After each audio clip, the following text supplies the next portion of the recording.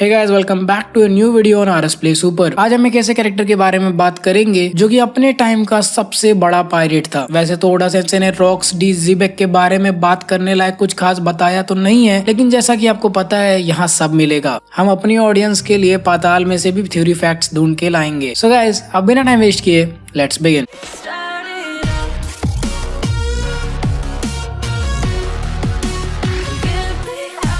Rocks D ज़ीबेक, ये name ही दिया है ओडा सेंसे ने इस कैरेक्टर का, और कुछ ऐसी बातें बता दी जिससे हमारे मन में इस कैरेक्टर के लिए बहुत ज्यादा हाइप बना रहे। जैसे रॉक्स डी ज़ीबेक के अंडर ऐसे ऐसे तगड़े एंड पावरफुल कैरेक्टर्स थे जो इतने स्ट्रॉन्ग थे कि एक जगह अगर वो खड़े हो जाएं तो उनकी सिर्फ प्रेजेंस से अगला कैरेक्टर पैंट में मूद दे। अरे यार, जो बंदा Whitebeard, young Kaido, young Big Mom, Golden Lion Shiki जैसे कैरेक्टर्स को अपने अंडर रखता था, वो सोचो खुद कितना स्ट्रॉन्ग होगा। यार, इवन प्राइम गाप को भी गोल्डी रॉजर की हेल्प लेनी पड़ी थी ज़ीबेक को हराने के लिए। हालांकि वो हारा है या नहीं ये भी कंफर्म नहीं है। हो सकता हो वो फाइट में रॉक्स डी ज़ीबेक जीतने वाला हो एंड तभी उसी के क्रू में से किसी ने उसे धोखा दे दिया हो। Who knows? सबको लगता है कि रॉक्स डी ज़ीबेक गोल्डी रॉजर के लेवल का था, बट मुझे ऐसा नहीं लगता। मुझे लगता है वो गोल्डी रॉजर से ज्यादा स्ट्रॉन्ग होगा। I think Rocks D Xebec is the strongest character so far in the series. So we can say कि Akainu, Whitebeard, Kaido and even pirate king is not stronger than Xebec. मैं ऐसा इसलिए कह रहा हूँ क्योंकि इसका reason हम लोग को बताया जा चुका है। जब सेंगोकू गॉड वैली में हुई फाइट के बारे में बताता है तब हमें यंग गाप भी दिखाए जाते हैं, जो तुम ध्यान से देखो तो पता चलेगा कि क्या कुत्ते जैसी हालत हो रखी है उनकी। तुम सोचो यार, कितना पेला होगा रॉक्स डी ज़ीबेक ने, जबकि खुद गोल्डी रॉजर भी गाप के साथ थे उस टाइम। यहाँ पर उसको मार मार के खून निकाल दिया है भाई। वो पहली बार था जब हमने गाप को इतना मार खाए हुए देखा था, अब चाहे वो छोटा ही पैनल क्यों ना हो। तो यहाँ से इतना तो पता लग गया होगा कि रॉक्स डी ज़ीबेक को सिर्फ अकेले गाप ने तो नहीं रोका होगा। कुछ लोग का तो ये भी कहना कि गाप जब 80% बैटल खत्म कर चुका था तब गोल्डी रॉजर आया था, लेकिन ये बात मुझे हजम नहीं हो रही। जहाँ तक मुझे लगता है मरीन्स ने शुरू से ही रॉजर की हेल्प मांगी होगी, क्योंकि उन्हें आइडिया था कि ज़ीबेक कितना स्ट्रॉन्ग है अकेले ही, जबकि उसके क्रू में कुछ ऐसे ऐसे बंदे हैं जो मिलके सबकी फाड़ने का दम रखते हैं। अरे तुम सिर्फ व्हाइट बियर्ड और काइडो को ही खुला छोड़ दो तो मरीन्स का खानदान खत्म कराते। So Rocks was so strong that marines have to take an aid from pirate, और वो अलायंस बनाने में मजबूर हो गए with the future pirate king Goldy Roger. हमने हमेशा व्हाइट बियर्ड को डायरेक्ट राइवल समझा है पायरेट किंग का, लेकिन ऐसा नहीं था। व्हाइट बियर्ड तो उस बंदे के अंडर काम करता था जो स्वयं गोल्डी रॉजर से भी ज्यादा स्ट्रॉन्ग था। रॉक्स का ड्रीम था कि वो किंग ऑफ द पायरेट्स नहीं बल्कि किंग ऑफ द वर्ल्ड बने। इवन सेंगोकू ने भी ये बात कही थी। सो यहाँ से रॉक्स डी ज़ीबेक सबसे पहला और सबसे स्ट्रॉन्गेस्ट राइवल था गोल्डी रॉजर का। आई थिंक ओडा सेंसे ने चैप्टर नंबर 957 इसीलिए निकाला था ताकि वो हमें ये बता सके कि रॉक्स डी ज़ीबेक कितना स्ट्रॉन्ग था। अगर रॉक्स को किंग ऑफ द वर्ल्ड बनना था तो उसे वर्ल्ड गवर्नमेंट को टेक डाउन करना पड़ता। एक मिनट रुको जरा,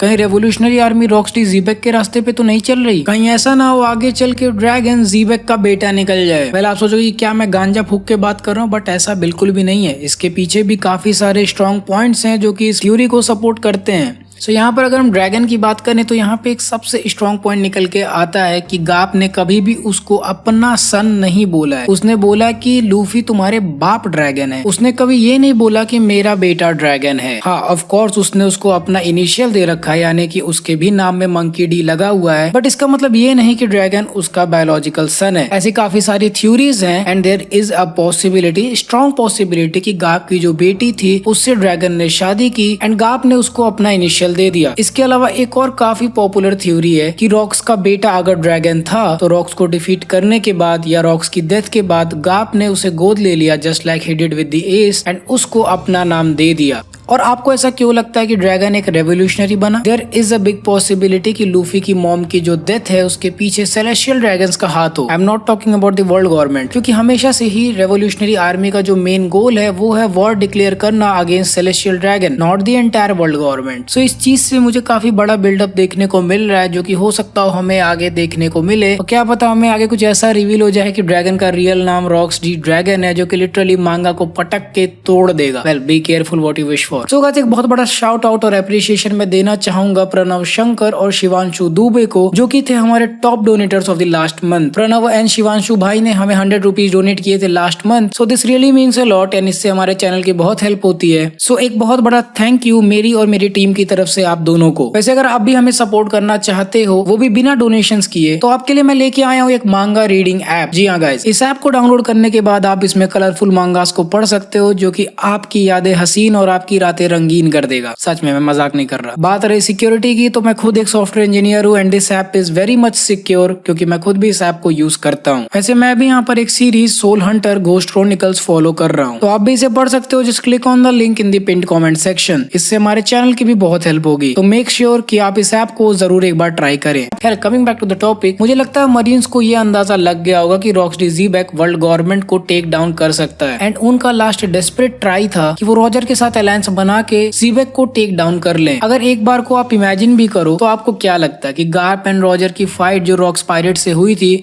उसमें गार्प रॉक्सडी ज़ीबैक से अकेले भिड़ रहा होगा और रॉजर उसके बाकी क्रू मेंबर से? ना ना ना ना ना, गांड फाड़ के हाथ में रख देता ज़ीबैक गार्प की 1-on-1 में। आई थिंक बोथ रॉजर और गार्प फाइट कर रहे थे अगेंस्ट रॉक्स, और ये स्टेटमेंट ही अकेले आपको बता सकता है कि रॉक्स कितना स्ट्रॉन्ग था। अब यहाँ पर बात आती है कि अगर रॉजर और गार्प मिलके रॉक से फाइट कर रहे थे, तो फिर काइडो और बिग मॉम और व्हाइट बियर्ड से कौन कर रहा था? सो यहाँ पे भी एक काफी पॉपुलर थ्योरी निकल के आती है कि व्हाइट बियर्ड ने उनको बिट्रे कर दिया था and then Whitebeard was holding off Kaido and Big Mom, क्योंकि व्हाइट बियर्ड उतने समय अपने प्राइम में थे। अगर आपको रॉक्स की स्ट्रेंथ पे थोड़ा भी डाउट है, तो आप बस यही नोटिस कर लो कि जितने डी क्लैन के मेंबर्स हैं, ये सभी के सभी क्रेजी स्ट्रॉन्ग हैं, जिसमें सबसे बड़े बड़े नामी लोग हैं, including Marshall D Teach, Monkey D Dragon and अभी रिसेंटली अपना मंकी डी लूफी, जो कि निका फ्रूट लेके बैठा है एंड इसने 19 साल की एज में, लिटरली 19 साल की एज में काइडो जैसे strongest creature of the world का टाइटल होल्ड करने वाले कैरेक्टर को पेल दिया। एंड अगर अभी करंट की मांगा नोटिस को, तो Trafalgar D Water Law, he is literally fighting with the Marshall D Teach. So हाँ,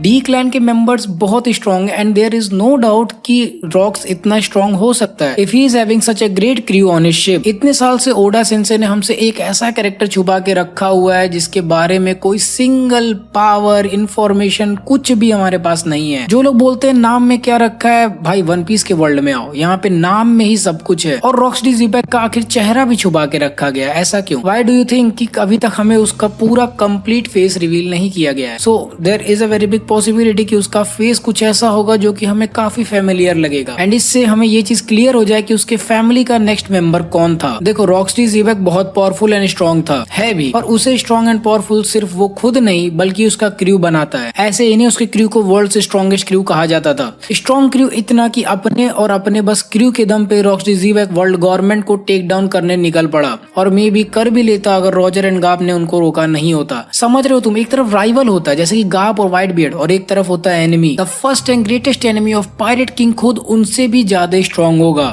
हमें जहाँ तक सेंगोकू के द्वारा बताया गया है कि ज़ीबैक ने बहुत बार वर्ल्ड गवर्नमेंट के रास्ते में आने का ट्राई किया था, सेम जैसे लूफी है, फ्रीडम फ्रीडम बोल के वो कहीं भी घुस जाता है। ज़ीबैक का भी कैरेक्टर बहुत वाइल्ड है जस्ट लाइक लूफी, और उसके मोटिव भी काफी हद तक ड्रैगन के सिमिलर है, लेकिन लूफी तो रॉजर से ज्यादा सिमिलर लगता है। So the person following Xebec would be Blackbeard, और शायद इसीलिए व्हाइट बियर्ड ने भी मरते समय कहा था कि ब्लैक बियर्ड तुम नहीं, भोसड़ी के तुम नहीं, रॉजर को लूफी मांगता है। वैसे अगर हम ज़ीबैक को साइड में रख दें और सिर्फ उसके क्रू की बात करें, 3 तो योंको ही थे, बाकी बच्चे शिकी, और सच बताऊं तो शिकी सच में बहुत ही ज्यादा स्ट्रॉन्ग कैरेक्टर है, और ये बात सभी लोग जानते हैं जिन्होंने चैप्टर 0 वाला रिव्यू देखा है। लेकिन अभी वो कुछ प्लान कर रहा है, कुछ बहुत ही बड़ा। इसके अलावा कैप्टन जॉन भी था जिसके बारे में किसी को कोई नॉलेज नहीं है, एंड इसको हमने थ्रिलर बार्क आर्क में देखा था जब गेको मोरिया ने इसको ज़ॉम्बी बना लिया था। अगर ये सारे कैरेक्टर सच में एक दूसरे से फाइट करना स्टार्ट कर दें, तो इतना बड़ा क्लैश होगा और इतना बड़ा इवेंट होगा कि मरीन फोर्ड वॉर भी उसके सामने छोटा लगेगा। लेकिन वही बात है ना, अगर कैप्टन को ही रास्ते से हटा दो तो बाकी का क्रू भी कुछ नहीं कर सकता। बिना अपने कैप्टन के चाहे वो कितना भी स्ट्रॉन्ग क्रू क्यों ना हो, वो कुछ भी नहीं है। So despite the massive power of rocks and his crew, Garp और रॉजर को बस इतना ही करना था कि उन्हें किसी भी तरह से रॉक्सडी ज़ीबैक को डिफीट करना था, जो कहने को तो मुश्किल बात है लेकिन करना तो उससे भी ज्यादा हार्ड है। और नोटिस करो तो उसके पास व्हाइट बियर्ड के जैसा strongest man in the world वाला कोई टाइटल भी नहीं था। इसका मतलब जरूर ज़ीबैक के पास कुछ ऐसी एबिलिटीज होंगी जिससे वो सबको अपने साथ में मिला के रखता था, और जो भी पूरे क्रू में बकचोदी करता होगा उसको पता होना चाहिए कि भाई यहाँ पर बॉस कौन है। यार कितना स्ट्रॉन्ग हो सकता है कोई, इतने स्ट्रॉन्ग क्रू को ये भरोसा दिलाना कि मेरे रास्ते चलो, मैं तुम्हें इज्जत फेम पावर सब दिलाऊंगा एटसेट्रा के लिए गांड में दम होना चाहिए, जो अभी तक हम सिर्फ एक ही कैरेक्टर में देख सकते हैं। तुम इमेजिन करो कोई भी कभी भी कहे कि मेरे साथ आओ मिलके ये करेंगे फलाना, तो सबसे पहले तो अगला बंदा ये देखेगा कि यार मुझे ऑर्डर दे रहा है,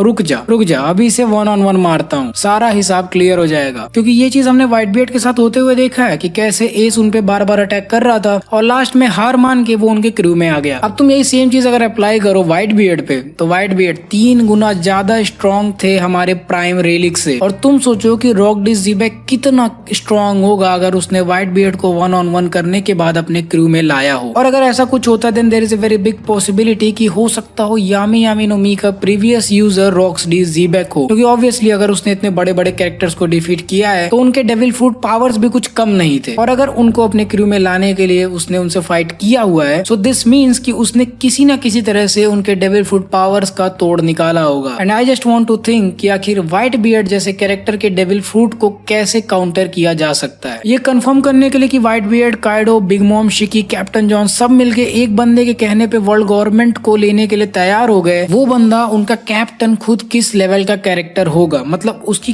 क्या पोजीशन होगी पूरे वर्ल्ड में और उसकी खुद की फ्लीट कितनी बड़ी हो सकती है, नहीं नाप भी नहीं सकते हम जब तक ओडा सेंसे खुद ना बता दें कि आखिर उस दिन गॉड वैली पे ऐसा क्या हुआ था कि one of the most undefeatable character of One Piece that is Rocks D Xebec को वहां पर खत्म कर दिया गया था। ओवरऑल मैं बस ये कह सकता हूँ कि ही वॉज पावरफुल इनफ कि उसको इस दुनिया की हिस्ट्री में से खत्म कर दिया जाए, बिल्कुल उसी तरह से जिस तरह से हमें हिस्ट्री की किताबों में शिवाजी महाराज के बारे में नहीं पढ़ाया जाता। So guys that was it for this video. I hope आपने मेरी ज़ीबैक वाली वीडियो को एंजॉय किया होगा। हमें इस कैरेक्टर के बारे में ज्यादा नॉलेज नहीं है, तो most of the video was just speculation and fan theories. Still I hope कि ये वीडियो आपको इन्फॉर्मेटिव लगी होगी। अगर आप सभी को वीडियो अच्छी लगी तो प्लीज वीडियो को लाइक करो, नहीं पसंद आए तो भी लाइक कर देना। शेयर करिए इस वीडियो को उन लोग के साथ जो कि वन पीस के फैंस हैं, जो नहीं है उन्हें भी दिखाओ। चैनल को सब्सक्राइब करो क्योंकि हम ऐसे गजब के वन पीस कंटेंट को लेके आते रहते हैं। मैं आपसे मिलूंगा अगले वीडियो में। So until the next video, play on.